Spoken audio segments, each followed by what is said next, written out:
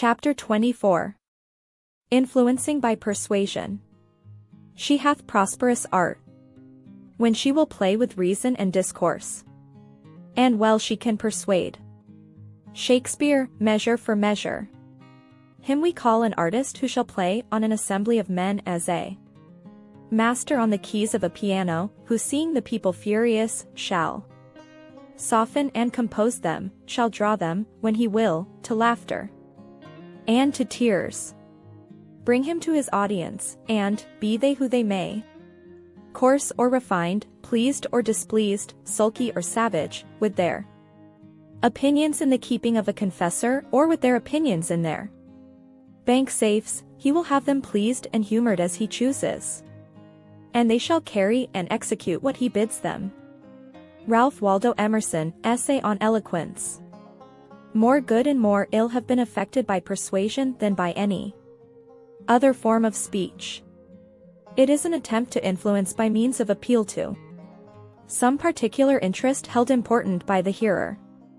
Its motive may be high or low, fair or unfair, honest or dishonest, calm or passionate, and hence its scope is unparalleled in public speaking.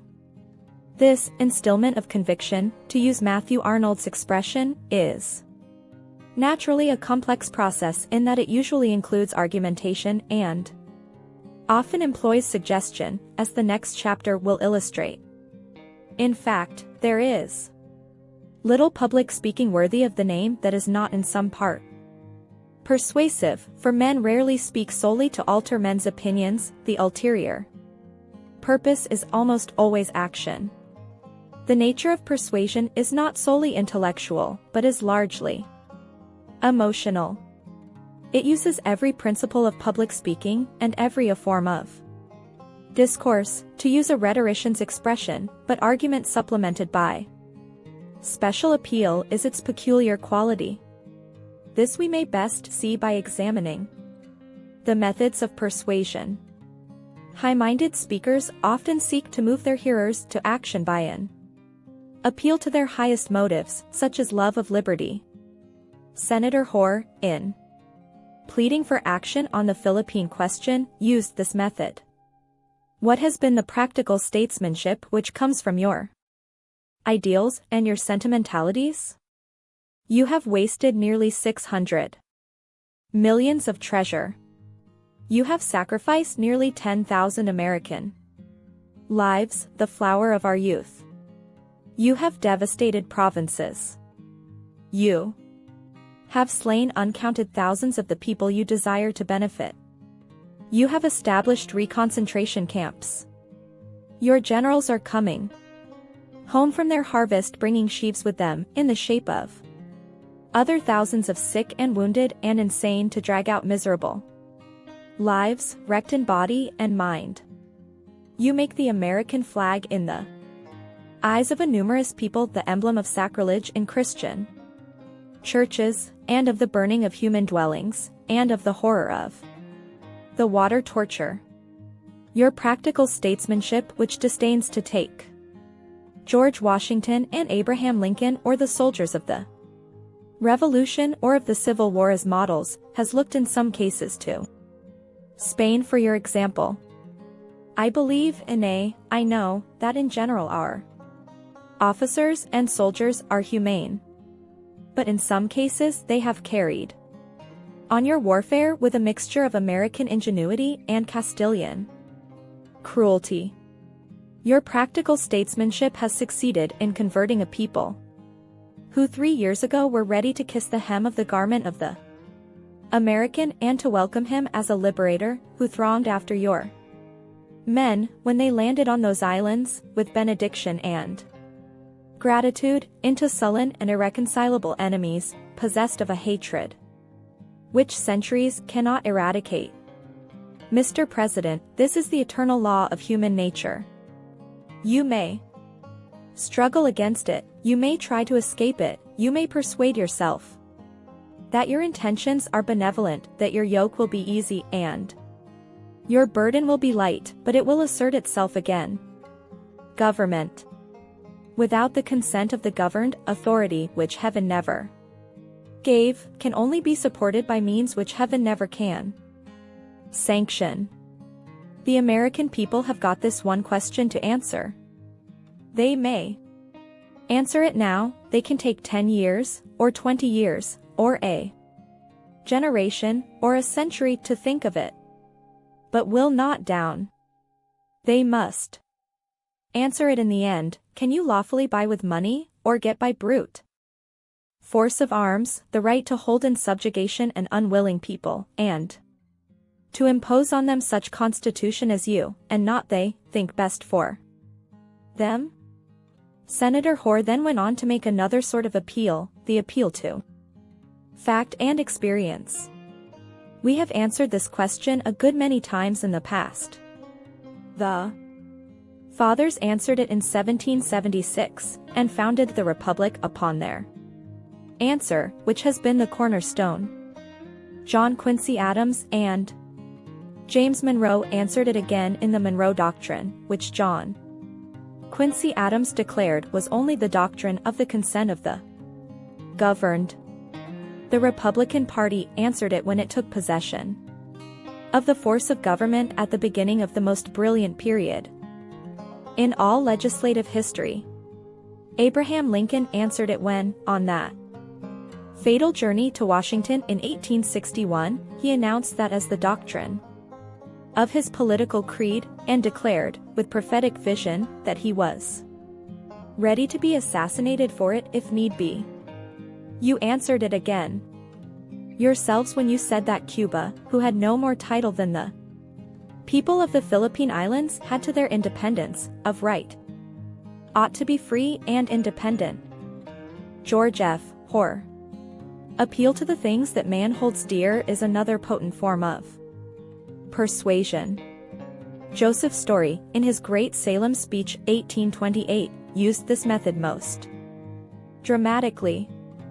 I call upon you, fathers, by the shades of your ancestors, by the dear ashes which repose in this precious soil, by all you are, and all you hope to be, resist every object of disunion, resist every encroachment upon your liberties, resist every attempt to fetter your consciences, or mother your public schools, or extinguish your system of public instruction. I call upon you, mothers, by that which never fails in woman, the love of your offspring, teach them, as they climb your knees, or lean on your bosoms, the blessings of liberty. Swear them at the altar, as with their baptismal vows, to be true to their country, and never to forget or forsake her. I call upon you, young men, to remember whose sons you are, whose inheritance you possess. Life can never be too short, which brings nothing but disgrace and oppression. Death never comes too soon, if necessary in defense of the liberties of your country. I call upon you, old men, for your counsels, and your prayers, and your benedictions. May not your gray hairs go down in sorrow to the grave, with the recollection that you have lived in vain. May not your last sun sink in the west upon a nation of slaves. No, I read in the destiny of my country far better hopes, far brighter visions. We, who are now assembled here, must soon be gathered to the congregation of other days. The time of our departure is at hand, to make way for our children upon the theater of life. May God speed them and theirs. May he who, at the distance of another century, shall stand here to celebrate this day, still look round upon a free, happy, and virtuous people. May he have reason to exult as we do. May he, with all the enthusiasm of truth as well as of poetry, exclaim, that here is still his country to Joseph Story. The appeal to prejudice is effective, though not often, if ever, justifiable. Yet so long as special pleading endures, this sort of persuasion will be resorted to. Rudyard Kipling uses this method, as have many others on both sides, in discussing the great European war. Mingled with the appeal To prejudice, Mr. Kipling uses the appeal to self-interest, though not the highest. It is a powerful motive in all our lives. Notice how at the last the pleader sweeps on to the highest ground he can take. This is a notable example of progressive appeal, beginning with a low motive and ending with a high one in such a way as to carry all the force of prejudice yet gain all the value of patriotic fervor. Through no fault nor wish of ours we are at war with Germany, the power which owes its existence to 3 well-thought-out wars, the power which, for the last 20 years, has devoted itself to organizing and preparing for this war, the power which is now fighting to conquer the civilized world. For the last 2 generations the Germans, in their books, lectures, speeches and schools have been carefully taught that nothing less than this world conquest was the object of their preparations and their sacrifices. They have prepared carefully and sacrificed greatly. We must have men and men and men if we, with our allies, are to check the onrush of organized barbarism. Have no illusions. We are dealing with a strong and magnificently equipped enemy whose avowed aim is our complete destruction. The violation of Belgium, the attack on France, and the defense against Russia are only steps by the way. The Germans' real objective, as she always has told us, is England, and England's wealth, trade and worldwide possessions. If we are to win the right for ourselves and for freedom to exist on earth, every man must offer himself for that service and that sacrifice. From these examples it will be seen that the particular way in which the speakers appealed to their hearers was by coming close home to their interests, and by themselves showing emotion, 2 very important principles which you must keep constantly in mind. To accomplish the former requires a deep knowledge of human motive in general and an understanding of the particular audience addressed. What are the motives that arouse men to action? Think of them earnestly, set them down on the tablets of your mind, study how to appeal to them worthily. Then, what motives would be likely to appeal to your hearers? What are their ideals and interests in life?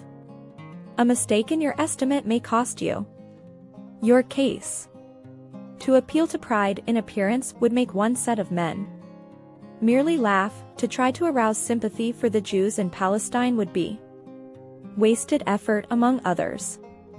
Study your audience, feel your way, and when you have once raised a spark, fan it into a flame by every honest resource you possess. The larger your audience, the more sure you are to find a universal basis of appeal. A small audience of bachelors will not grow excited over the importance of furniture insurance. Most men can be roused to the defense of the freedom of the press. Patent medicine advertisement usually begins by talking about your pains. They begin on your interests. If they first discussed the size and rating of their establishment, or the efficacy of their remedy, you would never read the ad. If they can make you think you have nervous troubles, you will even plead for a remedy. They will not have to try to sell it. The patent medicine men are pleading, asking you to invest your money in their commodity, yet they do not appear to be doing so. They get over on your side of the fence and arouse a desire for their nostrums by appealing to your own interests. Recently a book salesman entered an attorney's office in New York and inquired, "Do you want to buy a book?" Had the lawyer wanted a book, he would probably have bought one without waiting for a book salesman to call. The solicitor made the same mistake as the representative who made his approach with, "I want to sell you a sewing machine." They both talked only in terms of their own interests. The successful pleader must convert his arguments into terms of his hearer's advantage. Mankind are still selfish, are interested in what will serve them. Expunge from your address your own personal concern and present your appeal in terms of the general good, and to do this you need not be insincere, for you had better not plead any cause that is not for the hearer's good. Notice how Senator Thurston in his plea for intervention in Cuba and Mr. Bryan in his Across of Gold speech constituted themselves the apostles of humanity. Exhortation is a highly impassioned form of appeal frequently used by the pulpit in efforts to arouse men to a sense of duty and induce them to decide their personal courses, and by counsel in seeking to influence a jury.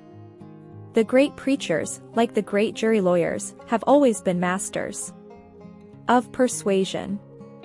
Notice the difference among these four exhortations, and analyze the motives appealed to. Revenge. About. Seek. Burn. Fire. Kill. Slay. Let not a traitor live. Shakespeare, Julius Caesar. Strike, till the last armed foe expires. Strike, for your altars and your fires. Strike, for the green graves of your sires. God, and your native land. Fitzgreen Halleck, Marco Botzaris. Believe, gentlemen, if it were not for those children, he would not come here today to seek such remuneration, if it were not that, by your verdict, you may prevent those little innocent defrauded wretches from becoming wandering beggars, as well as orphans on the face of this earth. Oh, I know I need not ask this verdict from your mercy, I need not extort it from your compassion, I will receive it from your justice. I do conjure you, not as fathers, but as husbands, not as husbands, but as citizens, not as citizens, but as men, not as men, but as Christians, by all your obligations, public, private, moral, and religious, by the hearth profaned, by the home desolated, by the canons of the living God foully spurned, save, oh, save your firesides from the contagion, your country from the crime, and perhaps thousands, yet unborn, from the shame, and sin, and sorrow of this example. Charles Phillips, appeal to the jury in behalf of Guthrie. So I appeal from the men in silken hose who danced to music made by slaves and called it freedom, from the men in bell-crown hats who led Hester Prynne to her shame and called it religion, to that Americanism which reaches forth its arms to smite wrong with reason and truth, secure in the power of both. I appeal from the patriarchs of New England to the poets of New England, from Endicott to Lowell, from Winthrop to Longfellow, from Norton to Holmes, and I appeal in the name and by the rights of that common citizenship, of that common origin, back of both the Puritan and the Cavalier, to which all of us owe our being. Let the dead past, consecrated by the blood of its martyrs, not by its savage hatreds, darkened alike by kingcraft and priestcraft, let the dead past bury its dead. Let the present and the future ring with the song of the singers. Blessed be the lessons they teach, the laws they make. Blessed be the eye to see, the light to reveal. Blessed be tolerance, sitting ever on the right hand of God to guide the way with loving word, as blessed be all that brings us nearer the goal of true religion, true republicanism, and true patriotism. Distrust of watchwords and labels, shams and heroes, belief in our country and ourselves.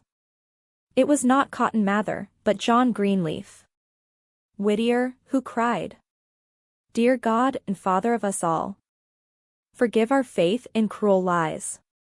Forgive the blindness that denies. Cast down our idols, overturn our bloody altars, make us see thyself in thy humanity." Henry Watterson, Puritan and Cavalier.